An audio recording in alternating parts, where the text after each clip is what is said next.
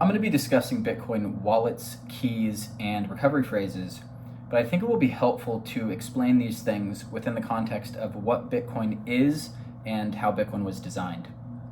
So let's imagine we're back in 2008 and we're lucky enough to get to sit down with Satoshi and have him explain his design of Bitcoin to us. So he starts by saying his idea is for a peer-to-peer money system that uses this shared digital ledger with different addresses and balances in order to keep the records. I want to stay away from a lot of the peer-to-peer decentralized buzzwords, but all I mean by peer-to-peer is that we can exchange Bitcoin in a similar way to how we can exchange cash today. I can hand you cash directly in person, from me to you without needing to ask anybody else's permission, and I can do something similar with Bitcoin. Except instead of handing it to you, I simply broadcast a message with our publicly available addresses, and everyone updates their copy of this shared ledger to reflect that updated transaction. So we're paying attention, and we're pretty sharp, and we point out a flaw that we see with this system. If sending a transaction is as simple as broadcasting this public message with a couple of publicly available addresses, what is stopping a thief from stealing someone else's Bitcoin? And this is where keys and wallets come into play. So like a physical check, Bitcoin transactions require a signature in order to prove that the person broadcasting this transaction message is the actual owner of that Bitcoin address and not someone trying to cheat the system. So let's get into some of the basics. What is a Bitcoin wallet? A Bitcoin wallet simply generates and stores your private keys. And there are two main different types of wallets. There are hot wallets and cold wallets. And hot wallets are hot because they're stored on devices that are connected to the internet. So an example would be a mobile wallet that you would download from the App Store, or a software wallet that you would download onto your laptop. Cold wallets, conversely, are wallets that are not connected to the internet. So this is an example of a cold wallet. This is the Blockstream Jade cold wallet. And you can really think about this as a specialized computer. So your wallet, or your laptop, is a general purpose computer. You can do a bunch of different things on it. You can send emails and stream videos.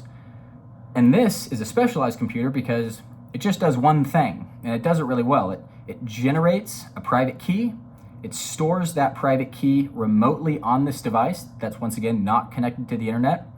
And it allows you to create a digital signature using that private key. And the purpose of this digital signature is that it allows everybody else to verify that the person broadcasting this transaction is the actual owner of that private key without just revealing the private key to everybody else on the network, because that would defeat the purpose in the first place. All right, so what is a private key? A private key is just a super large random number.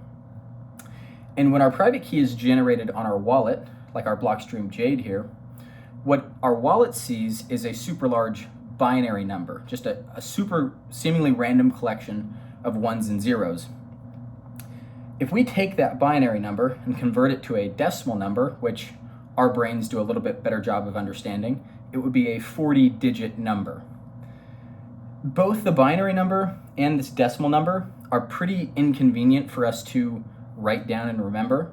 So what our wallet does instead is it selects 12 words from what is called the BIP39 word bank. And this is a list of 2,048 different simple words. I have an example here that will hopefully make this a little bit more clear.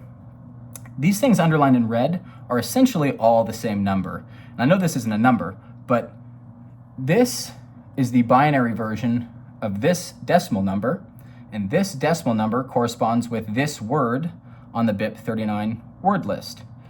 So really the reasoning for why our wallet spits out 12 words instead of something that's 12 times as long as this number here is it's just a lot more convenient for us to write those 12 words down or remember those 12 words than just some 40-digit number or some long string of ones and zeros. And really, those 12 words are your Bitcoin.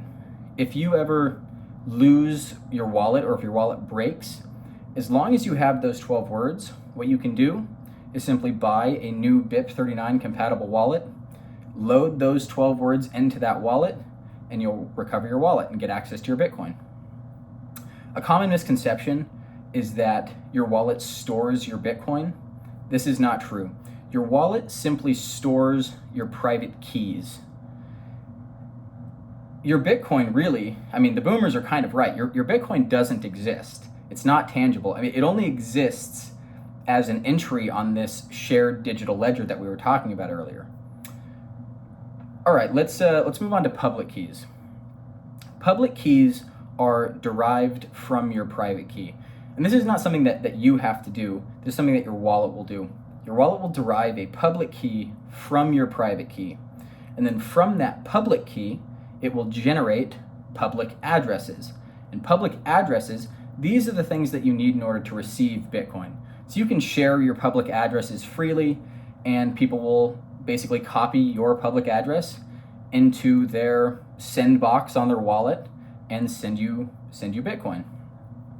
It's generally best practices to not reuse your public address just as a privacy matter, because if somebody looks up that address, they'll be able to see exactly how much Bitcoin is stored on it.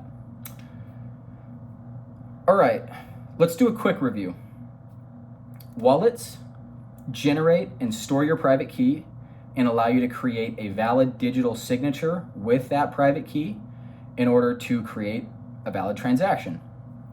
Private keys are essentially super large random numbers, and we are most familiar with the human readable version of these private keys, which is 12 words, and this is your recovery phrase. Public keys, these are derived from your private key and used to create public addresses, which let you receive Bitcoin. So why does any of this matter in the first place? Why are wallets and keys and all these things important? And I want to answer this directly, but I'm going to go on a little bit of a rabbit trail. I think it's worth considering why gold was selected by the free market as money and why gold failed. And I think why it was selected is pretty simple. Gold does a great job of fulfilling the things that we look for in money. You know, we want our money to be scarce. We want our money to be durable, divisible, portable, and recognizable. And, you know, we don't want somebody to be able to create our money out of thin air or pick it up off the ground. We want it to be scarce. We don't want our money to rot or die. We want it to be durable. We want it to last and not expire. We want to be able to spend a little bit of our money and not all of our money. We want it to be divisible. We want it to be portable in that we want to be able to take it with us places and, you know, flee war and corrupt governments with it and not just have it be stuck in the ground somewhere. And we want it to be recognizable in that we want to be able to verify that it's the real thing and not a fake. And gold does a really good job of fulfilling all of those different properties. But, you know, why did it fail? Like, why are we here today? Why does a Big Mac cost $10? You know, what happened? And I think that there's two main reasons that gold failed. And the first is that it's difficult to move large amounts of gold over long distances because it's a heavy physical metal. And it's also really difficult to custody large amounts of gold. So in order to make up for these deficiencies in gold, what we did is we gave our gold to the banks. We let the banks custody our gold. And in return, they gave us paper receipts. And this did solve part of the problem. You know, it's a lot more efficient to trade these paper receipts and store these paper receipts than it was the physical gold itself. But this came with a trade-off. And the trade-off is that we introduced trust in humans into the money creation and the control of money. And I mean, I believe that humans are corrupt and broken, myself obviously included in that, and that the ability to create money and control money is too much power for any people to have.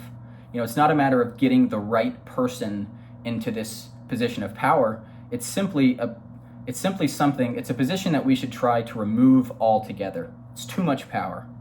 So the creation of Bitcoin allowed us to remove the ability of humans to create money. And things like keys and wallets and recovery phrases, the role that they play is that they remove the ability for humans to control the flow of money. And those are really the two big ideas, I think, that the breakthrough that Bitcoin is, it allows us to remove the control, the creation of money from humans, and the control of the flow of that money from humans. And fix the money, fix the world. Thank you.